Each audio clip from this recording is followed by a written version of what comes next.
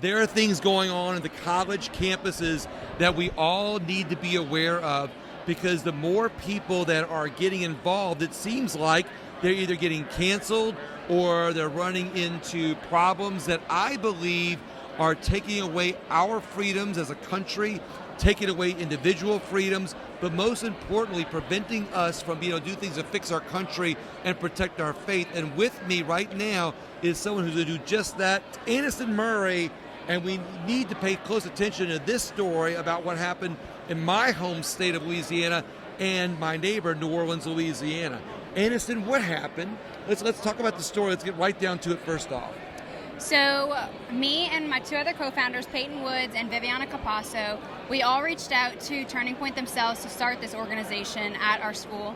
And we made our constitution and sent it to the SGA Senate, and then we presented the first time, got denied, received our grievances letter, and actually partnered with a Loyola law student at Loyola, and he helped us make our appeal. We sent that in, it got approved, but that did not mean that we got approved as a chartered organization. That means we got approved to present yet again to the SGA, and as we presented the second time, we also got denied.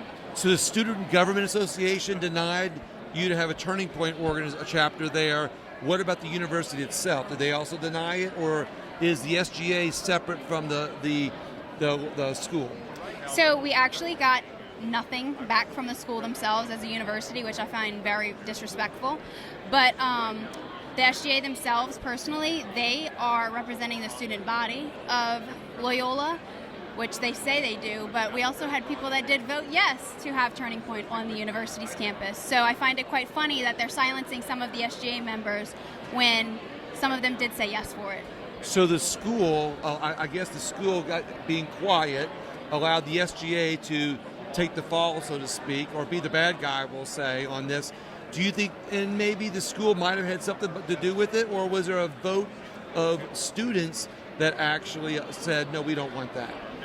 You know, I do think it has a lot to do with the SGA themselves, because they do hold the vote. They do get to say yes or no if we get to be chartered or not. But going on with the school and the university themselves, you know, they say that we're a very Catholic and Jesuit-valued institution, but, you know, they can say that, but they don't stand by it. Is that why you chose Loyola? I did. I chose it, and it was the biggest decision of my life, but it was the best decision of my life, and I wouldn't change it for a thing. So you're still happy you're at Loyola? Oh, yes, 100%. But maybe because you're happy there, and because this has been done to you, has it caused you to want to fight for your First Amendment right, for your freedoms, especially for something you believe in like Turning Point? Has it caused you to want you to do it more? Yes, I think everything that we've gotten threats by students saying that they want to reenact the assassination. We've gotten just hate from everybody else, and I find it quite funny that they say that they want to make us feel uncomfortable, that we make them feel uncomfortable having this chartered organization on campus when the only people who've gotten backlash is us. And so it's just a whole thing, and I think that the only people that have truly been threatened is us. So you're bringing up an excellent point that I've talked about on my show many, many times, where I've said that, you know, people go, well, they're not taking away our First Amendment right. The government's not trying to take away our First Amendment right. They're not trying to take away our Second Amendment rights. You know, we have our guns or whatever the case may be. But what I always will repeat on my show over and over again is that the easiest way for them to get rid of our rights isn't to create a law to take them away, but to make us feel bad about it. Right. So what they've done is the SGA and other students have made you feel bad. No, I know they haven't made you feel bad. Right, it's caused you to fight more. But they've tried to take away your rights by trying to make you feel bad or guilty for believing in the things of Turning Point, or believing, and Turning Point's not anything bad. Turning Point's about free speech. Right. You know, the students are about faith. They're about family. Correct. They're about Christian values.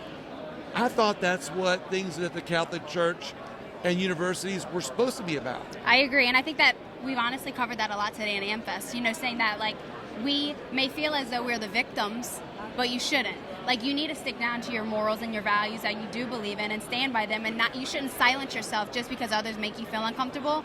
And truly, I think making us feel uncomfortable is what's pushing us to grow more, is what's pushing us to realize that there needs to be nuance and not just this echo chamber of left-sided ideas that is filled at Loyola.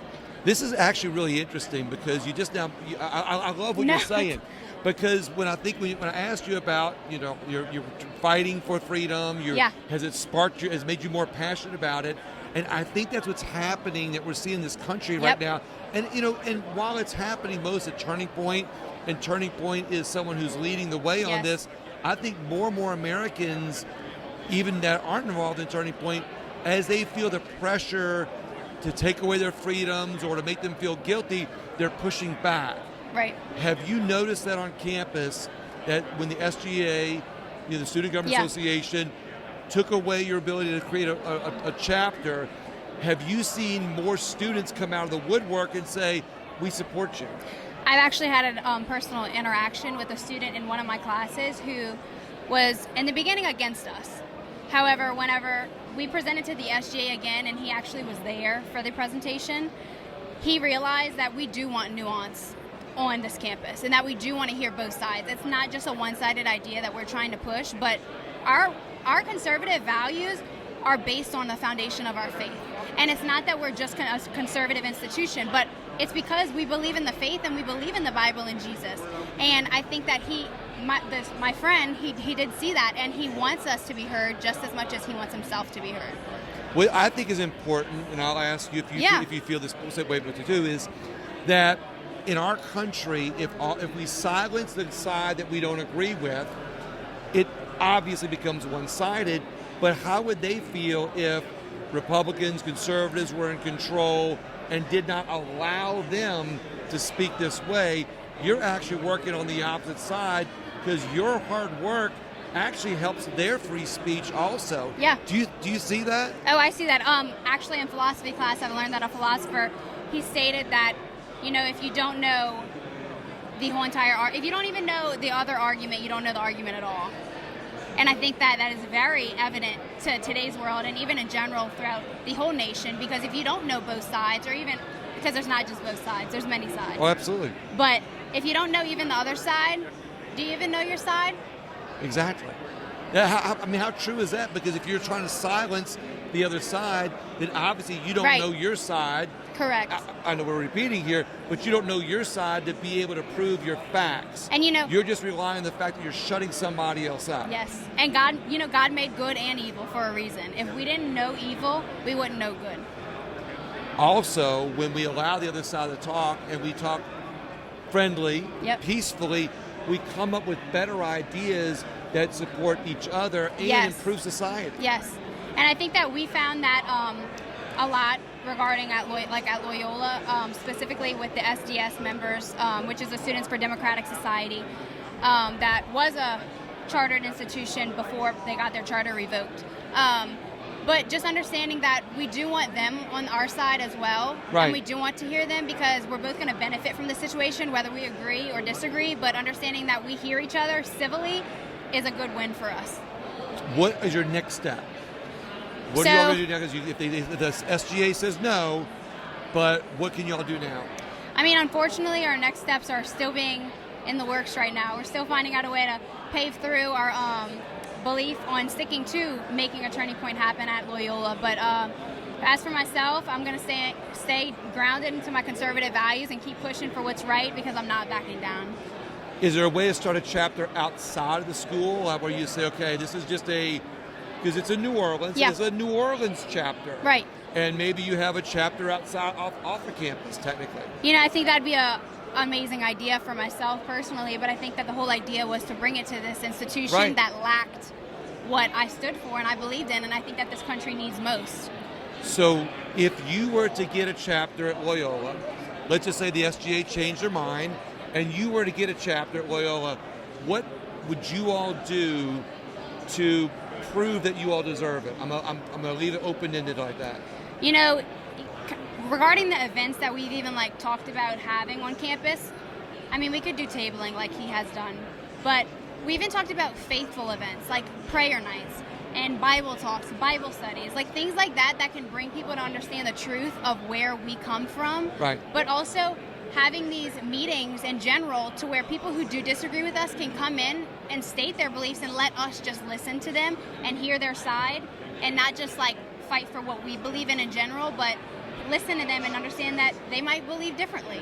You're reading my mind, because my next question was going to be, what would you do to help the people that didn't agree with you? What would you do to help somebody who didn't agree with you? That maybe they fought you for having a chapter. What would you do for them? I mean, like we also said, we saw today at Amfest, we're all brothers and sisters in Christ. But, I mean, you can't really help them as much as you want to sometimes. However, you can pray for them and pray that they understand where you're coming from. And you can honestly listen to them and hear where they're coming from. But as long as you talk civilly and understand that y'all might have different ideas and morals and values, then that's okay. I think that's Do you prominent. think civil discourse, creating a space where both sides can speak, where two differing people can come together, talk peacefully, do you think that's a better way to solve problems? 100%. I think, honestly, in the generation that we're living in now, and where I'm coming from, hiding behind social media is very, very public, and that's all people do nowadays. And we've even found that in the threats that we've had. People love to hide behind the phones, comment on our Instagram, but not say a word to me. I walk around my campus every day, and all I get is smiles and waves saying, "Hey, Anistin, hey, Anistin." Like, I have gotten no mean interaction at Loyola, and I just find that quite funny, too. It's interesting. The Yeah. people who are making the threats, Right. hopefully they stay in hiding. Right. Hopefully they never come true, but are you praying for them? Oh, 100%. That's all you can do. How can people get involved in your fight? How can people contact either who you're working with to go for this? Let's talk about that, a positive action. So I think, honestly, just sticking to yourself and staying grounded to your morals and values that you hold is very important, and also finding your voice that you need, because you need to be bold. Don't be shy about what you believe in, because it's very important to the world and the country that we live in today, and it's what we need the most. And to find us, you can find us at turningpointusa.loino or tpusa.loino. Anistin Murray, you are amazing. Thank you. Thank you so much for fighting for Thank you. liberties and freedoms for everybody, whether they agree or don't agree. I'm so happy that you're trying to create a place for people to come together on ideas, and I thank you very much. And I want to ask the listeners, please, by all means, share this interview with somebody else that you think may be able to help, may be interested in supporting Anistin, may be interested in supporting the group. Somebody else who believes in freedom and liberty, is passionate about creating some place where everybody can come together. Thank you so much. Thank you.